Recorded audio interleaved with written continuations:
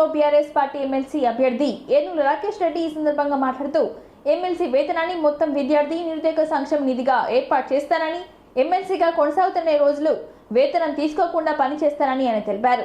Congress MLC అభ్యర్థి రైతు బంధు అడిగితే రైతులను చెప్పుతో కొడతాని రైతుల ఆత్మగౌరవం మీద దెబ్బ కొట్టారు. అలాంటి వ్యక్తికి రైతు బిడ్డలు పట్టభద్రులు ఎమ్మెల్సీ ఎన్నికల్లో ఓటుతో బుద్ధి చెప్పాలని కోరారు. ప్రతిపక్ష నాయకుడిగా ఎమ్మెల్సీ పదవికే వన్నె తెస్తా, 46 జీవోను ప్రభుత్వం మెడలు వంచి రద్దు చేస్తాయి, అవసరమైతే సభను స్తంభింపజేస్తాను, ప్రతి గ్రాడ్యుయేషన్ గల్లా ఎగురవేసుకునేలా నా నడవడిక ఉంటుందని ఆయన తెలిపారు. పట్టభద్రుల ఎమ్మెల్సీ స్థానమైన వరంగల్, ఖమ్మం, నల్గొండ ప్రాంతాల్లో 32 మందికి అధికార పార్టీ నాయకులు ఉంటే కేవలం 2 ఎమ్మెల్సీలు మాత్రమే ప్రతిపక్ష నాయకులు మాత్రమే ఉన్నారు.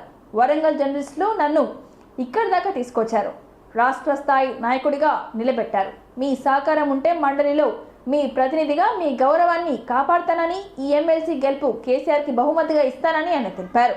నాకు రాజకీయ పునర్జన్మ ఇచ్చిన బీఆర్ఎస్ పార్టీ రుణం తీర్చుకుంటా అంటూ ప్రసంగించారు రాకేష్ రెడ్డి. ఈరోజు గెలుచుకున్నది రాజ్యం వెళ్తా ఉన్నది. కేవలము పల్లా రాజేశ్వర రెడ్డి గారు, జగదీశ్వర్ రెడ్డి గారు తప్ప మిగతా అందరూ కూడా అధికార పార్టీ సభ్యులే.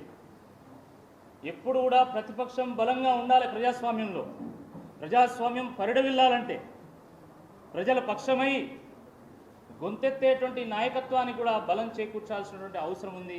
ప్రజలు ఆ రకంగా ఆలోచించాల్సినటువంటి అవసరం కూడా ఉంది. నేను మీ బిడ్డను, నేను ఓరుగల్లు బిడ్డను, ఈ ఓరుగల్లు గడ్డ మీద పుట్టి పెరిగినటువంటి వాడిని.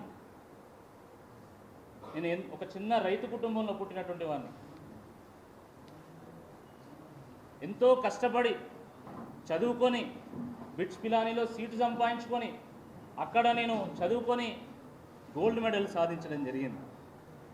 నేను బిట్స్ పిలానీలో ఉన్నప్పుడు కూడా నేను యూనివర్సిటీ విద్యార్థిగా, విద్యార్థి నాయకుడిగా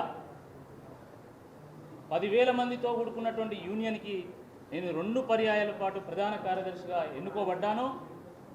అక్కడ కూడా మన వరంగల్ యొక్క ముద్ర ఇప్పటికి కూడా చెక్కు చెదరలే. నేను ఆ రోజు పోటీ చేస్తే ఇప్పటి వరకు కూడా నాకు వచ్చినటువంటి మెజారిటీ ఎవరు కూడా దాటలేకపోయింది. గులాబీ జెండా ఎగురుతూ వచ్చింది. ఇప్పుడు మళ్ళీ ఒక గొప్ప అవకాశం వచ్చింది. ప్రజలు ఆదరిస్తే, ప్రజలు ఆశీస్సులు తెలియజేస్తే, ప్రజలు ఆశీర్వదిస్తే తప్పకుండా ఒక యువ నాయకత్వానికి ఓరుగల్లు బాటలు వేసినట్టయితుంది, ఒక మంచి విద్యావంతుని ప్రజలకు అందించినట్టయితుంది అని చెప్పి ఈ సందర్భంగా నేను గుర్తు చేస్తా ఉన్నాను. పట్టభద్రుల నియోజకవర్గం ఎన్నిక సాధారణ ఎన్నికతో పోలిస్తే చాలా భిన్నంగా ఉంటుంది. నిలిచేటువంటి ఒక తీర్పునిస్తారు కాబట్టి థింకర్స్, ఇంటలెక్చువల్స్, మంచి విద్యావంతులు సమాజంలో ఒక సంక్షోభం ఏర్పడ్డప్పుడు ఒక దారి చూపగలిగేటువంటి సత్తా కలిగినటువంటి నాయకులు వీళ్ళు. మేధావులను పంపుతారు తప్ప మోసగాలను పంపరు. ప్రతి పట్టభద్రుల నియోజకవర్గ ఎన్నికల్లో డజన్ల కొద్ది మంది పోటీ చేస్తూ ఉంటారు. That is the beauty of democracy.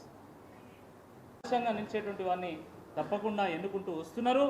తప్పకుండా ఈసారి కూడా ఎన్నుకుంటారని చెప్పి నేను భావిస్తూ ఉన్నాను.